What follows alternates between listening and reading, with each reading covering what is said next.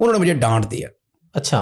उन्होंने कहा यार तुम अपने आप को देखो, तुम्हारी हैसियत है नवाज शरीफ का इंटरव्यू करने वाली। अच्छा। हाँ जी। और उन्होंने मुझे कहा कि तुम्हारी हैसियत नहीं है कि तुम नवाज शरीफ का इंटरव्यू करो। उन्होंने 4-5 एंकर्स के नाम लिए, मैं अब नाम नहीं लूंगा, ठीक है। उन्होंने कहा वो प्राइम टाइम में प्रोग्राम करते हैं टीवी चैनल्स के ऊपर, तुम एक रिपोर्टर हो यार, तो मैं जब होएगा मेरा दिल करेगा मैं बताऊंगा तुम्हें, ऐसे नहीं यार तुम मुझे बार बार ना तंग करो। ठीक है।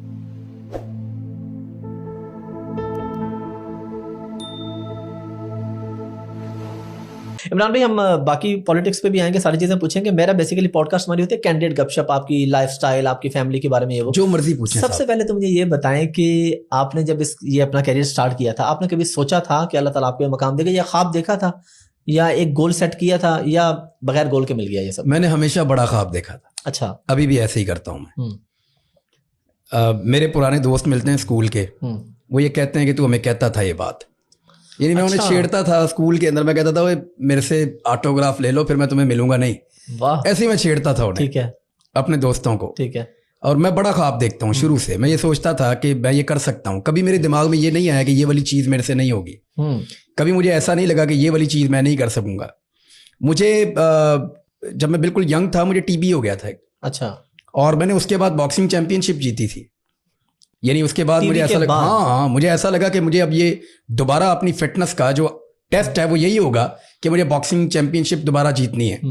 तो जीता तो नहीं, सेकंड आया था, लेकिन मैं बेस्ट लूजर था। ठीक ठाक मार खा के भी मैं वहां खड़ा रहा। तो वो मुझे कभी नहीं ऐसा लगा कि ये काम आप नहीं कर सकते। आपके अंदर होना चाहिए कि आप कर सकते हैं, देन आप कर सकते हैं। तो मुझे हमेशा से लगता था कि मैं कर लूंगा। अभी भी मुझे लगता है जो मेरे अंदर गोल्स हैं मुझे लगता है कि मैं वो करूंगा। यानी आप कहना भी लोगों को यही चाहेंगे कि ख्वाब बड़े देखने चाहिए, फिर आप वहां पे पहुंचते। बड़े ख्वाब देखो, अपने आप को पहचानो। मैं एक फोटो की बात करता हूं, अगर वो फोटो आप लोगों को मिले तो वो दिखाइएगा। शोएब अख्तर की जी वीडियो है छोटी सी, जहां वो आंखें बंद करके थोड़ा सा अपने आप को पहचानने की कोशिश कर रहे हैं। मैंने थोड़े दिन पहले वो ट्वीट भी की है। अच्छा। कि ये वो लम्हा है जिसमें आदमी अपने आप को पहचानता है कि वो एक्चुअली है क्या। और फिर वो एक ही था, यानी उसने अपने आप को साबित किया कि मैं एक ही हूं, मेरे मुकाबले का दूसरा कोई नहीं है पूरी दुनिया में। और उसने आज तक उसका रिकॉर्ड नहीं टूट रहा। बिल्कुल बिल्कुल। तो देखें, हैंडीकैप था, उसकी टांगों में प्रॉब्लम था। बिल्कुल। शोएब भाई जो है वो अभी तक उनके ऑपरेशन होते हैं, ऑपरेशन होते रहते हैं। बिल्कुल। अभी पिछले दिनों आपने तो उसकी स्पीड एंजॉय की है सिर्फ एक आदमी की, वो अभी तक आपकी एंजॉयमेंट की कीमत चुका रहा है। बिल्कुल अभी तक। बिल्कुल। तो उसने ये तय कर लिया था मैं ये कर सकता हूँ और मुझसे ये होगा, और उसने फिर करके दिखाया, दुनिया ने देखा। तो इसी तरह यानी आपका एटीट्यूड होता है या आपके अंदर की सोच होती है जो आपको बड़ा बनाती है। मिसाल के तौर पे मैं बच्चों को ये सिखाता हूँ कि जंगल में सबसे बड़ा कौन, तो बच्चे बोलते हैं हाथी। जंगल में सबसे मोटा कौन, तो वो कहते हैं हाथी। और जंगल में सबसे लंबा कौन, तो वो कहते हैं कि जिराफ। जंगल में सबसे तेज कौन, तो वो बोलते हैं तेंदुआ है, चीता है, वो बहुत तेज है। हिरन है, वो भी बहुत तेज है। बिल्कुल। तो जंगल में सबसे खौफनाक नाखून किसके हैं, तो वो रीछ के हैं, बहुत बड़े बड़े होते हैं। गैंडा जो है उसकी टक्कर सबसे ज्यादा है। लेकिन जंगल का राजा कौन है, वो शेर ही है। वो शेर है। वो क्यों है पता है? ना उसकी रफ्तार सबसे ज्यादा है, ना उसका वजन सबसे ज्यादा है, ना उसका कद सबसे ज्यादा है। वो किसी चीज में भी नंबर 1 नहीं है।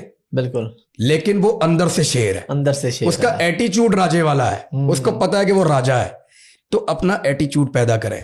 You can do this, out of the box चाहे चीजों को करें। अब सब आपको बता रहा हूं मैं, आपने यही तो किया है। मेरा अल्हम्दुलिल्लाह। बिल्कुल। आपने यही तो किया मुझे अच्छी तरह। बिल्कुल। आपने ऐसा ही किया। आपने पहचाना अपने आप को और आपने कहा ये बाहर मैं निकल के ये चीजें कर सकता हूँ। आपने नई चीजें ट्राई की, उन्हें इंट्रोड्यूस किया और अल्हम्दुलिल्लाह आपने कामयाबी हासिल की है। तो मैं बच्चों को यही कहता हूँ कि राजे जैसा एटीट्यूड अपने अंदर डेवलप करो। जो आप अपने आप को सोचेंगे उसी तरफ को आप चलेंगे। तो इमरान भाई, आए किस तरह से आप इस तरफ? फील्ड में कैसे आए थे?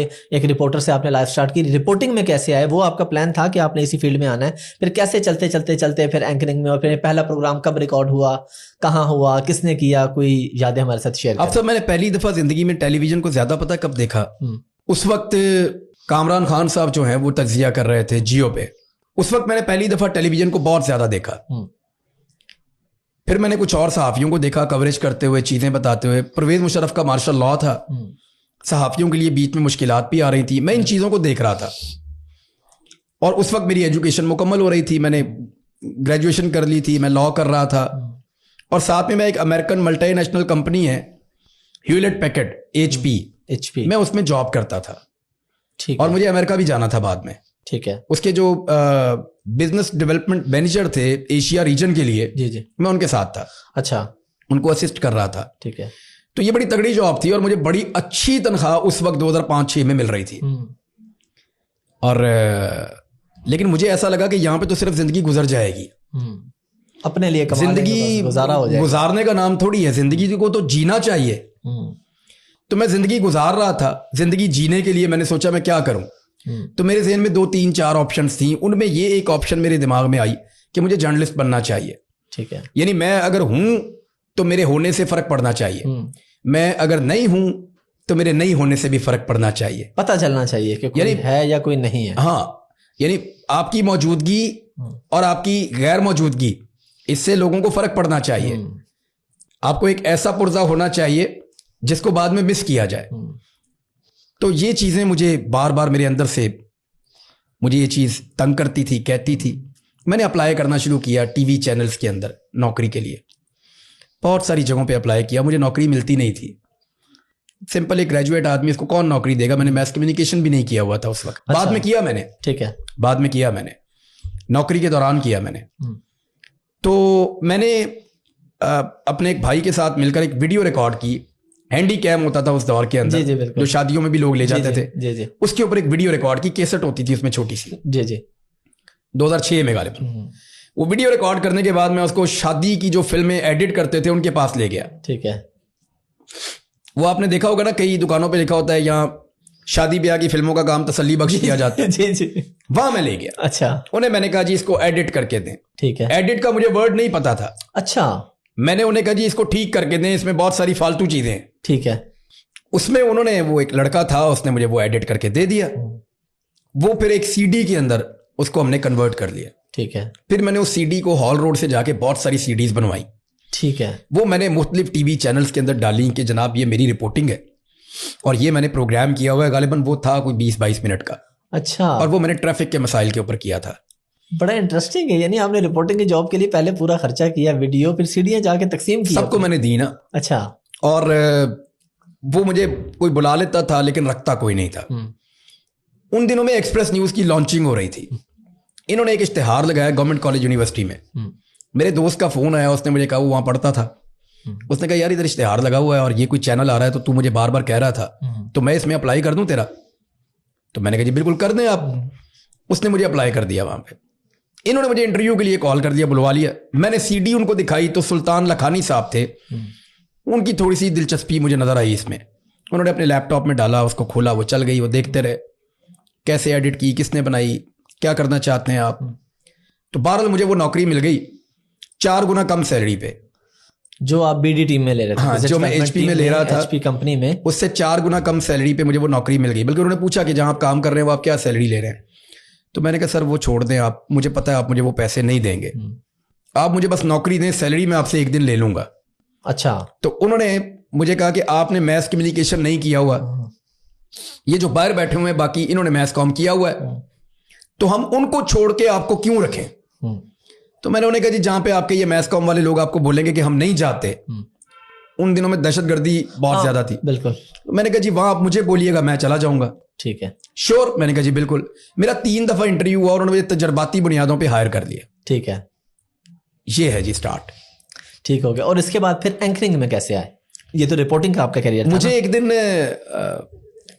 एक्चुअली मैं जब आया तो मैं थोड़ा शुरू से ऐसे ही सोचता था आउट ऑफ द बॉक्स। कभी ये कवरेज कर ली, कोई नई चीज़ निकाल ली, पॉलिटिकल बीट्स मुझे मिल गई, तो PMLN को भी मैं करता था, पंजाब गवर्नमेंट को भी करता था, और बहुत सारी ऐसी चीज़ें मेरे पास थी। तो मैं काम कर रहा था और उस वक्त नवाज शरीफ का इंटरव्यू करना एक बहुत बड़ी बात होती थी। नवाज शरीफ साहब बाहर से नए नए आए हुए थे, ये फरमाइशी इंटरव्यूज देते थे लोगों को। और मैंने कई दफ़ा परवेज रशीद साहब से कहा कि जी मुझे नवाज शरीफ का इंटरव्यू करवा के दें। अच्छा, उन्होंने कहा जी मैं ज़रूर करवा के दूंगा, बेफिक्र हो जाए आप। ठीक है, मैंने कहा जी खड़े खड़े 2-3 सवालात मैं पूछूंगा, वो जवाब देंगे। ठीक है, तो एक रिपोर्टर की ये कामयाबी होती है कि वो बातचीत कर ले, बिल्कुल, सवालात पूछे लीडर से, वो जवाब दे और वो जाके ऑन एयर जाए। तो उस वक्त ये बहुत बड़ी बात थी, 2008 में, 2009 में ये बहुत बड़ी बात होती थी कि आप टीवी पे खुद दिखाई दे रहे हैं। ठीक है, वरना टेलीविजन के ऊपर आना इतना अब तो बहुत इजी हो गया ना, सोशल मीडिया ये वो सब। बिल्कुल तब ये नहीं था, इससे 14-15 साल पहले ऐसे नहीं था। बिल्कुल। तो परवेज रशीद साहब ने मेरे से प्रॉमिस तो किया, लेकिन मुझे मौका नहीं लेकर दिया। मैं उन्हें अक्सर याद करवाता रहता था। एक दिन जियो के एक रिपोर्टर है, वो कि हामिद मीर साहब के साथ गए इंटरव्यू करने के लिए। हामिद मीर साहब ने इंटरव्यू करना था नवाज शरीफ का, ठीक है। तो उन्होंने कोई तरला मिन्नत किया, तो नवाज शरीफ साहब ने उनको खड़े खड़े 2 सवालों के जवाब उन रिपोर्टर हैं उनको भी दे दिए। ठीक है। मैंने वो क्लिप देखा, मैंने कहा जी प्रॉमिस तो मेरे से किया हुआ था इन्होंने, और इनका इंटरव्यू हो गया। मैं एक्सप्रेस में था, वो जियो में थे। मैंने परवेज रशीद साहब को कॉल किया, तो शायद वो उस दिन कोई डिप्रेशन में थे या गुस्से में थे। उन्होंने मुझे डांट दिया। अच्छा। उन्होंने कहा यार तुम अपने आप को देखो, तुम्हारी हैसियत है नवाज शरीफ का इंटरव्यू करने वाली। अच्छा। हाँ जी।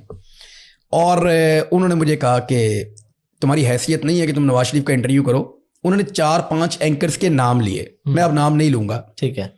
उन्होंने कहा वो प्राइम टाइम में प्रोग्राम करते हैं टीवी चैनल्स के ऊपर, तुम एक रिपोर्टर हो यार, तो मैं जब होएगा मेरा दिल करेगा मैं बताऊंगा तुम्हें, ऐसे नहीं यार तुम मुझे बार बार ना तंग करो। ठीक है। मुझे डांट दिया ठीक ठाक। तो मैंने उन्हें थैंक्स बोला, मैंने कहा सर बहुत शुक्रिया आपका मुझे समझाने के लिए, मुझे रास्ता मिल गया। उस दिन मैंने ये फैसला किया कि ये सारे प्रोग्राम करते हैं इसलिए इनको इंटरव्यूज मिलते हैं, और ये तो ताना है मुझे, तो मैं ये करूंगा। अब आपको एक अजीब चीज बताता हूं कि अबू बकर साहब जानते हैं इस बात को। जी जी। आपके क्योंकि दोस्त हैं, आपके टीम मेंबर हैं, अभी बैठे भी हुए कमरे में बैठे हैं। बिल्कुल। तो मैं जब शुरू में वॉइस ओवर करता था या बोलता था ना, तो मेरे बोलने में प्रॉब्लम था जब मैं नया नया आया था। अच्छा। मैं बहुत सारे लफ्जों की अदायगी नहीं कर सकता था। मेरा सीरियस इशू था बोलने के अंदर, बीपर देने में, बोलने में, बात करने में, वीडियो के ऊपर अपना वॉइस ओवर देने में मुझे प्रॉब्लम होता था। इस प्रॉब्लम से निकलने के लिए मैं रोजाना कई कई घंटे प्रैक्टिस करना शुरू हो गया। अच्छा। मैंने लगभग 3 साल प्रैक्टिस की और चीजें बदलना शुरू हुई, और कुछ 4.5 साल के बाद मुझे प्रोग्राम मिल गया। 4.5 साल के बाद मुझे प्रोग्राम मिल गया। तब मुझे बोलना भी बेहतर हो गया मेरा, कुछ मैंने इन चीज़ों के ऊपर एक्सपीरियंस भी हो गया। रिपोर्टिंग में भी मैंने कुछ एक्सपीरियंस गेन किया इतने सालों में, और बहुत सारी ऐसी चीज़ें मैंने की जो मुझे हेल्प कर सकती थी एक प्रोग्राम करने में। तो इस तरह हुआ ये कि इन्होंने एक प्रोग्राम रिकॉर्ड करना था एक्सप्रेस वालों ने 14 अगस्त पे, ठीक है। तो उसके लिए मीनारे पाकिस्तान पे एक सेट लगा हुआ था, वहाँ पे ये लोग मुझे ले गए, और मेरा जो पहला प्रोग्राम रिकॉर्ड करवाया वो भी अबू बकर साहब ने ही करवाया। अच्छा। और इनके साथ एक और दोस्त थे, इन लोगों ने, अबू बकर साहब हैं, इनके एक और दोस्त है, इन्होंने मेरी रिकॉर्डिंग करवाई पहली मरतबा। ठीक है। एक मॉक करवाया, चेक किया, फिर उसके बाद मुझे मीनारे पाकिस्तान वाला प्रोग्राम करवाया, वो भी इन लोगों को पसंद आया, इन्होंने कहा ठीक है। उसके बाद हुआ ये कि एक लड़ाई हो गई एक्सप्रेस न्यूज़ में, कोई खातून एंकर थी, उनका कोई इशू हुआ इंतजामिया के साथ, वो दुबई चली गई। ठीक है। वो स्लॉट और वो जगह खाली रही कुछ देर के लिए। ठीक है। तो इन्होंने कहा जी आप वो प्रोग्राम कर लें, उसका नाम था तकरार। ठीक है। वो अभी शुरू ही हुआ था। मैंने वो प्रोग्राम किया तो वो क्लिक हो गया, लोगों को पसंद आया। वो कोई रेटिंग वेटिंग का होता था इनका, वो भी बहुत अच्छी आ गई। तो ये लोग तो पहले से जानते थे, सारे सेलिब्रेट कर रहे थे। मुझे पता, मैं पूछ रहा था मैं हुआ क्या है, वो कहते ये रेटिंग आ गई है बहुत अच्छी। अच्छा। तो मुझे उसका रेटिंग का भी नहीं पता, मुझे उसका आइडिया नहीं था कि रेटिंग क्या आ जाती है। इन्होंने कहा जी रेटिंग बहुत अच्छी आ गई। मैंने कहा वो क्या होती है? इन्होंने कहा जी कि वो परफॉर्मर आ गया प्रोग्राम, और दूसरा वाला ये हो गया, और एक प्रोग्राम पहले नंबर पे आ गया, और इस तरह। तो वो 3 प्रोग्राम इनके अच्छे गए।